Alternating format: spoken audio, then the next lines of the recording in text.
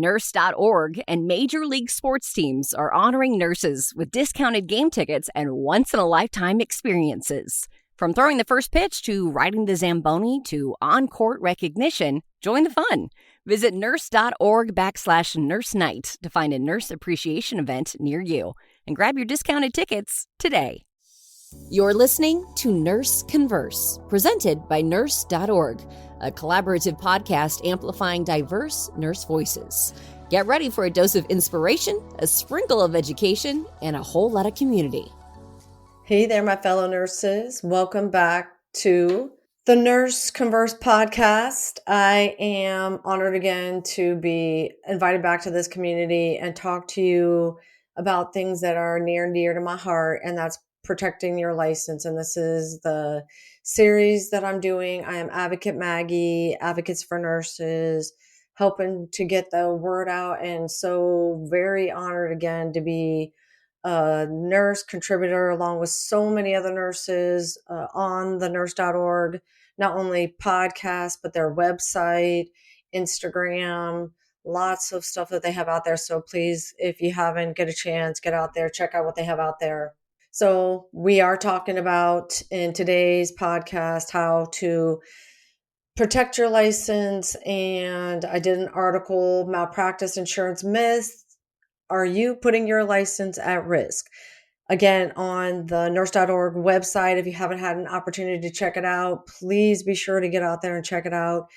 I took the time to write the article and discuss some of this stuff here. And again, super honored to be asked to even talk about it, because there is this grave misconception, in my belief, and again, these are my opinions, that we're told things like, "Ooh, don't get malpractice insurance because they're going to come after you."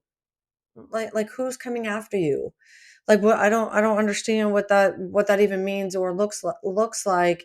And in the article, I touch on some of these things, and there is a growing risk of nurses being reported to different four-letter agencies, and depending on the state that you're in, one of these four-letter agencies could lead you to a place where your professional liability or the malpractice insurance could come into play. And we're going to talk about that, and make sure that you get on over to the website, Nurse.org, and you check out the article, Malpractice Insurance Myths. Are you putting your nursing license at risk? Again, I'm Advocate Maggie. I think that some of these things need to be dispelled, and we're going to talk about those over the next 30 to 40 minutes. Be sure to drop your comments in, ask a question, because these are the things that we need to start debunking and dispelling these myths, because oftentimes when we're in school, we're required to get professional liability insurance or malpractice insurance, and we kind of forget about that little piece, and then we get out, we practice out in the world, and then we let it lapse. And then we get a call from, let's just say, the hospital, the organization's attorney, like, "Hey, no big deal, just come on down here and we want to talk about a legal case that you may or may not be involved in." And then you should be wondering, is there a conflict of interest there? And what is the fiduciary duty of the legal counsel as it pertains to you when it comes to any type of litigation that you may or may not be involved in, and the organization is reaching out to you? And that is a mouthful, folks. And I had an attorney kind of break this down in December on one of the podcasts that I did, because this is a huge deal when it comes to some of the things that I feel like nurses don't understand.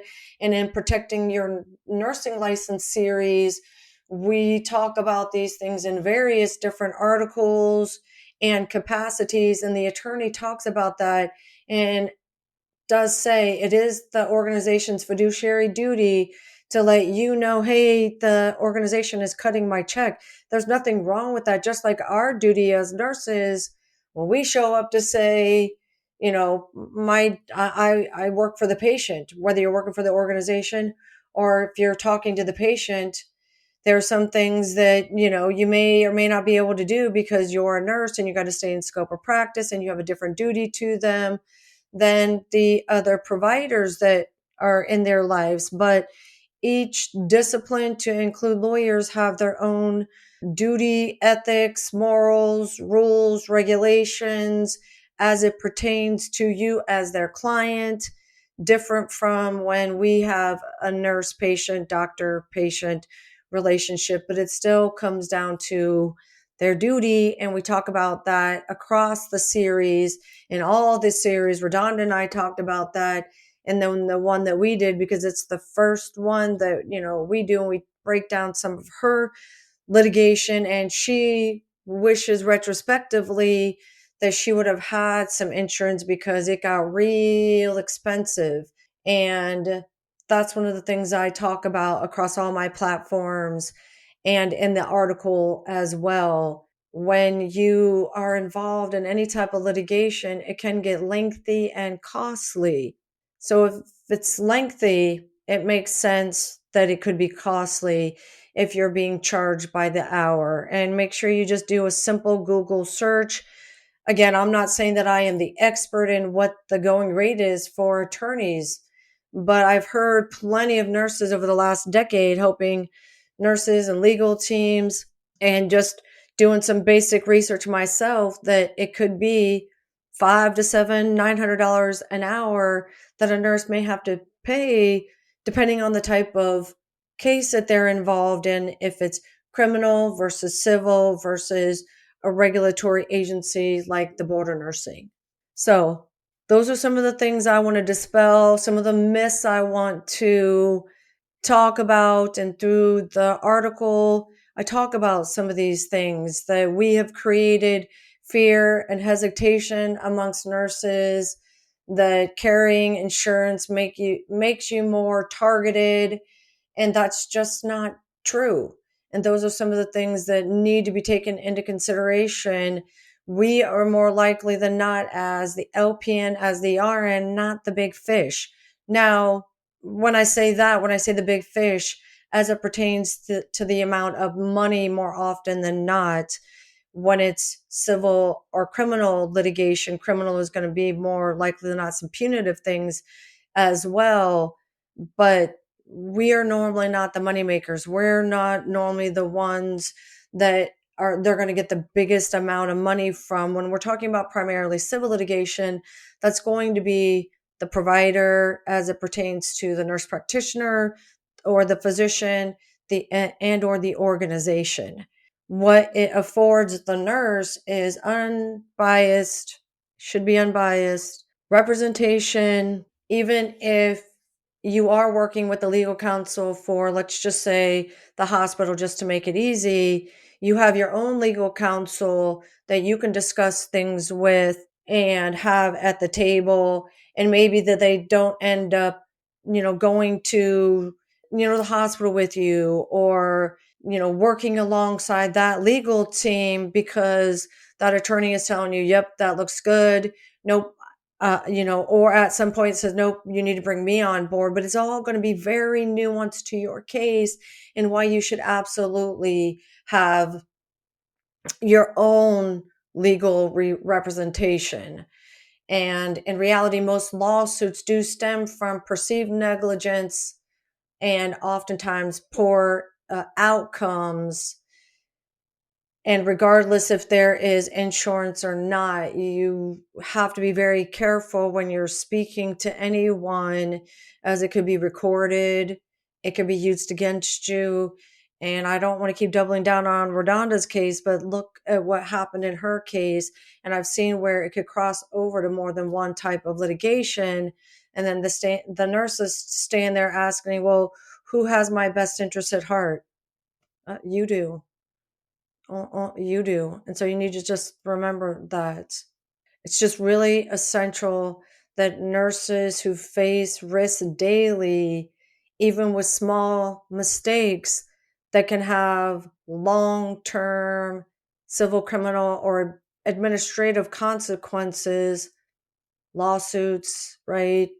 Border nursing investigations, criminal investigations don't have a level of protection, especially if you're a nurse practitioner. You have your own practice.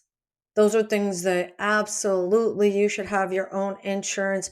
I had the opportunity to hear, an attorney speak who actually works for NSO, a nurse attorney, and just brilliant, saying that stuff specifically as it pertains to not only any nurse, but especially those that hold an advanced degree, a nurse practitioner, a nurse anesthetist.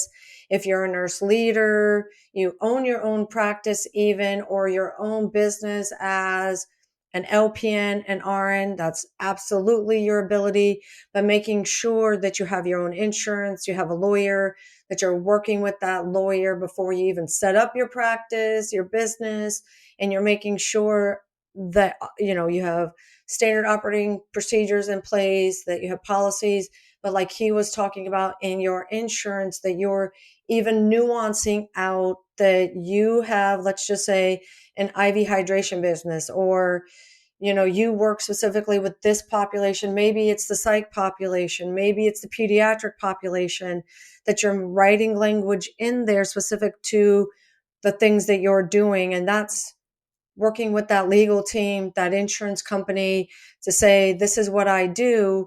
Can you help me and make sure that I'm covered for everything that I'm doing, and that those nuances are written into my plan, underwritten in what I do. And if any that changes, that you reach back out to them and just say, hey, I moved to a different practice and now I've changed up what I'm doing, and now I'm working with the OBGYN population. That they're going to really want to know about, because that type of nursing or that type of care have long term possibilities, because there is the mom and then the baby. So it's like 18 years. And I don't want to speak out of my lane. I don't do that type of litigation, but I just know that type of litigation lasts for about 18 to 20 years, and it would be specific to the state. And you would want to have your own professional liability insurance, because you move away from that job. You leave that job now, they go out of business. Let's just say, for example, who is protecting you? It's going to be your own professional liability insurance. And maybe both of the entities, maybe they all work together, but that's something that you need to decide with your own legal team, what that looks like, making sure that it's your vested interest that's being looked after. And the insurance protects you from, or covers you for different types of litigation, settlements, judgments, any type of border nursing investigation. Now, there's a couple caveats, and we're going to talk about that in just a minute. But it also stress relief for you as the nurse. And just know that the organization for settlements and them protecting you, and then we're going to move on. But if you deviate so grossly from the standard of care, the policy may not cover you. You have to make sure that you're working with your legal team, and that you know that on page 54, section 32, whatever it says, and that you know that, and making sure that you are adhering to all the rules, regulations, policy, you're staying up to date on anything that you're doing in your modality that's really specific to what you do. Let's go back to the OBGYN, making sure that you're getting the most up-to-date education, whatever that looks like, and that modality, to, stay educated. Because if there's any type of litigation, you can't say, I didn't know. No, you're required to know. And so if the state requires you to have CEs, and even if they don't, you're required to stay up to date in your modality. And then you can say, I was following best practices, swinging back to, they're saying that you deviated so grossly, and you're saying, no, I didn't. This is what my last CE course said, Dr. Smith, Dr. Bob, Tom, all of it, all of it, all of it, all of it, all of it. And you're following the best practices, evidence-based science, the standard of care. And that's, you could even appeal that kind of stuff. I know I went down a little bit of a rabbit hole, but just making sure that you're not grossly deviating from the standard of care, the best practices, and that you stay on top of things. I did have the opportunity as well to speak to several schools and nurse. One was a nurse attorney, and then the other one, a nurse instructor, both of them instructors, one a nurse attorney, who wanted me to speak about this to their nursing students as well. So kudos to them, because this is the type of information that does need to get out there to the nursing students. If you're nursing students, don't give up that insurance. Hang on to it. Treat it just like you would your car insurance. Actually, even reach out to your own car insurance, home insurance, and see if they offer it. And then as well, we talked about NSO.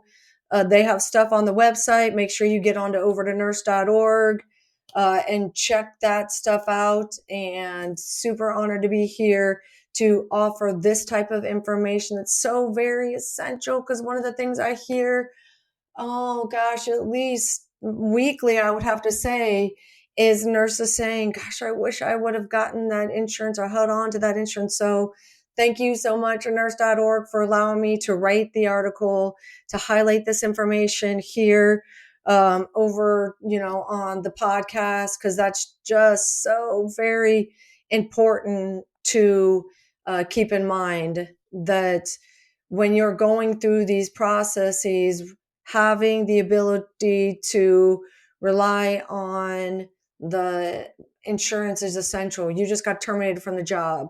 It's 2 years from now. It's 3 years from now. Is the organization still representing you, or are they still, writing checks for your lawyer? More likely than not, they are not.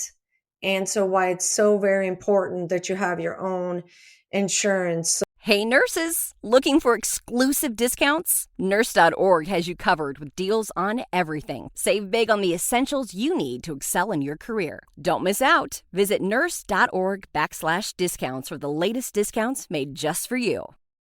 As we move into the last segment of the Nurse Converse podcast, I don't think that nurses realize that there are so many possibilities of being involved in in some litigation, whether that's related to an incident that happens within the organization and you get reported to one of these 4-letter agencies, whether there's something that you do outside of your job. Let's just say you get a DUI, you're involved in maybe a domestic issue, a child support issue. I've seen some really crazy stuff, honestly, and then the nurse ends up in front of a board of nursing.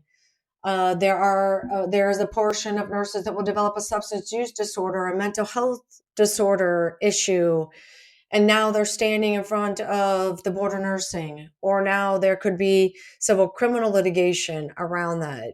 Having your own professional liability insurance, aka malpractice insurance, would afford you the ability to different types of lawyers and relieves some of the financial burden off of the nurse while you're going through some of these processes, possibly getting yourself well, which is very, very important. And what you don't need is the stress of the finances. So it's just really important to check out your policy, check out some of these policies, price check them, reach out to your own car, home insurance, keep a folder with this information, reach out and ask your organization, who underwrites the professional liability insurance here?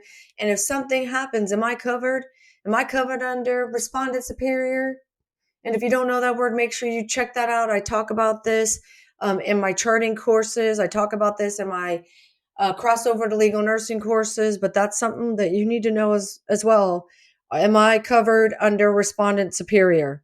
There are so many things that when we have a compact license as well, other states, what they do, how they discipline, and now you cross over to multiple different states and you hold multiple different licenses, and now you're facing discipline. Let's just say in California, where roughly 1,500 nurses face disciplinary actions yearly, and now you're on the National Council, or now you're on nurses. Now you have Florida and New York licenses, and now you're going to have to stand in front of those boards. So proactive steps to protect your professional license, especially if you hold more than one license. And again, further demystifying some of these poor cultural things that I think that I've heard over the last 25 years. Again, Advocate Maggie, I've been a nurse for 25 years, primarily all in the hospital setting, ER, ICU, pre-op, PACU, endo, IR, cath lab. I did spend a short period of time at a board of nursing. I've done some civil cases. I've helped legal teams and nurses when they're under investigation. And I have seen repeatedly where a nurse holds multiple different licenses and now they're under investigation in more than one state, and the financial burden because they didn't have the professional liability insurance, or aka the malpractice insurance, is very profound. So taking proactive steps to protect your license and your career, as I've been talking about in this series. And again, thank you so much to Nurse.org for allowing me to discuss this stuff, how to protect your professional license. It's a series that I'm doing. There's many different articles, so be sure to get on over to the website. Nurse.org has lots of articles there, not only from myself, but other brilliant nurse creators talking about various different topics. I can guarantee you, if this one isn't for you, there's many different other topics that nurses are talking about. Be sure to get on over there.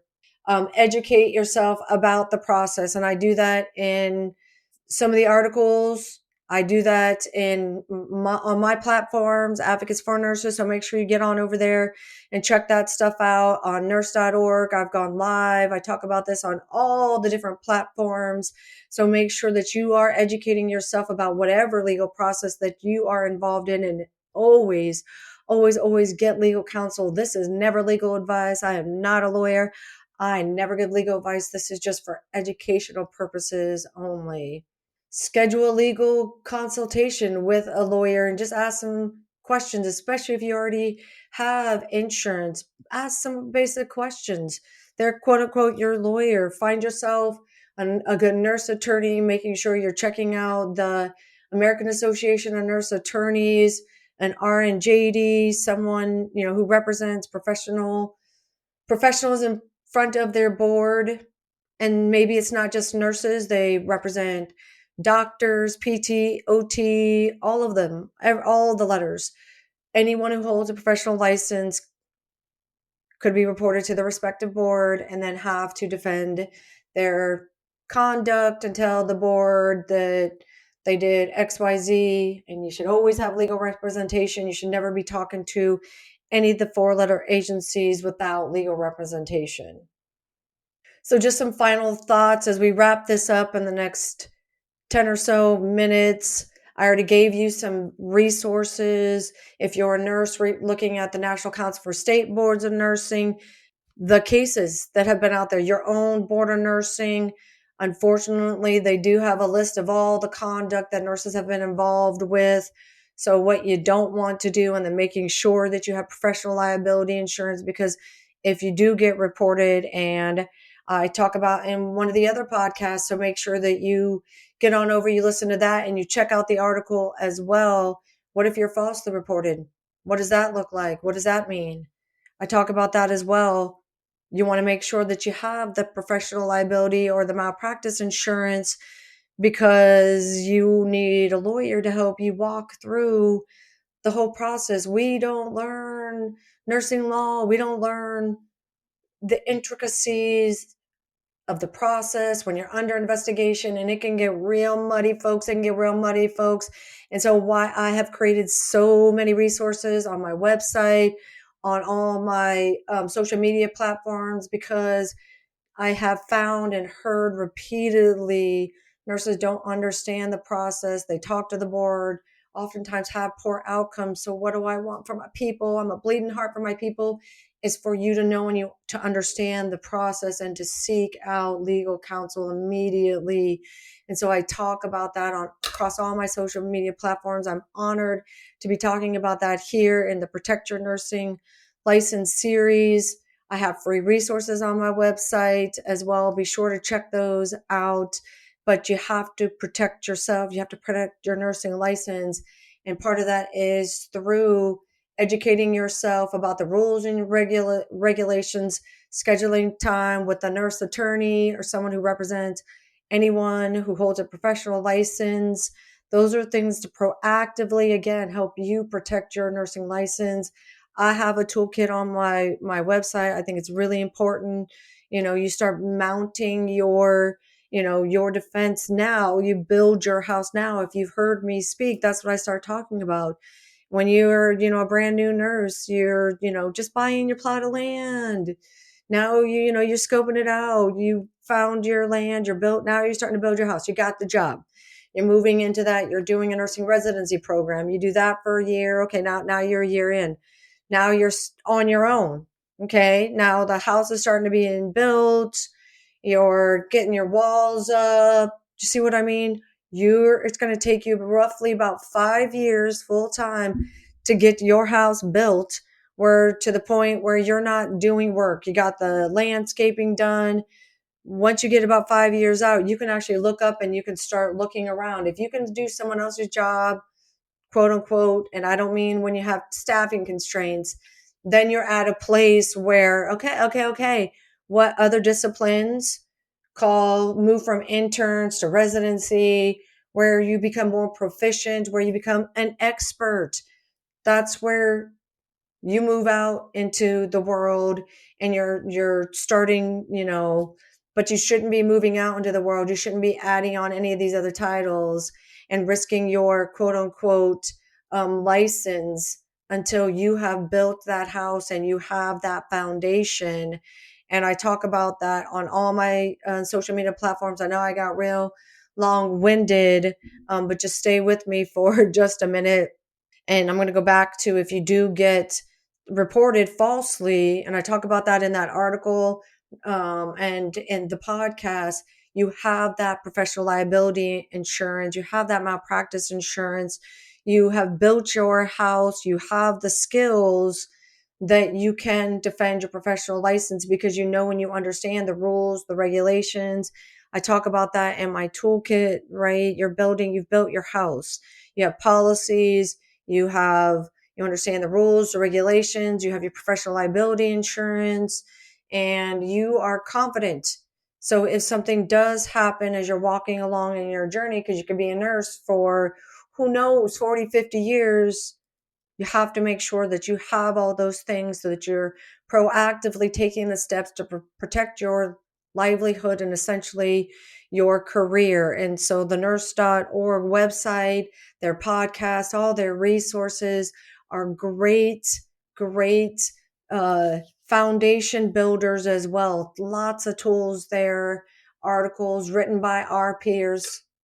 So making sure that you're listening to what other people are saying, especially when they're telling you things not to do, that's very valid. Like taking notes. Oh gosh, I don't want to do that. Making sure that you don't do that stuff as well. So as I wrap it up, I know I get really long-winded, and really appreciate you guys hanging on, listening. It's just near and dear to my heart. I want you to protect yourself now. Learn these things now so that you don't have to stand in front of one of these 4-letter agencies. Or if you do, you have your foundation built. You have the tools that you need so that you can stand there with confidence with your legal team and defend your professional practice. Staying informed by tuning in, making sure that you have all the resources that you need to protect yourself. And again, a little bit of a trigger warning. I talk about this on some of the other podcasts, as well as in some of the articles. One of the number one reasons why a nurse may attempt suicide is a board of nursing complaint, folks. So you have to make sure that you're having the insurance to make sure that you don't want to layer on that financial burden when you're already dealing with one of the most stressful things that you may encounter as a nurse, which is a board of nursing investigation, or any of the 4-letter agencies. Look at Redonda. You think she showed up to her job after being a nurse for only 2.5 years, thinking that she would have to stand in front of many agencies? Not a chance. So make sure that you're protecting yourself. Again, thank you so much to Nurse.org. I am so honored to be allowed to write some of these articles and read them. If you're not reading any of them, you absolutely should. I love reading what my other peers are writing, as well as listening to what my other peers are saying. If you haven't had the chance to check out their articles on Nurse.org. Please check those out. Also, the Nurse Converse podcast, lots of podcasts, very informative, interesting by our peers. I also had the opportunity to do some at Vive. So please check those out as well. It was a great opportunity. Super honored that Nurse.org invited me to this space, allowing me to get the word out to nurses, not only in the US, but across the globe. So thank you so much. So like, follow, and share. Drop your comments. Love to hear what you've encountered, what insurance that you're using, thoughts, comments. If you're nurse attorneys, I'd love to hear your thoughts as well. Any of the professional licensing attorneys, thoughts, comments, anything you'd like me to discuss, or nurse.org, any of the other nurse creators, love to hear from you. So thank you so much. Appreciate you folks. Thanks for joining Nurse Converse, brought to you by Nurse.org. Help us grow by leaving a 5-star rating and review on your favorite podcast platform. Nurse.org supports nurses with career and education tips, life advice, and breaking news. Thank you for all you do and for being you.